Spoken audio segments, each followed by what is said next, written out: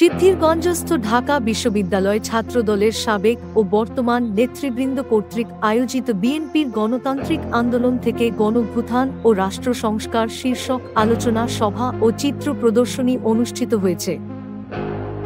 রবিবার 11ই মে চিত্র প্রদর্শনী ও আলোচনা সভার প্রধান অতিথি ছিলেন নারায়ণগঞ্জ জেলা বিএনপির আহ্বায়ক অধ্যাপক মামুন মাহমুদ।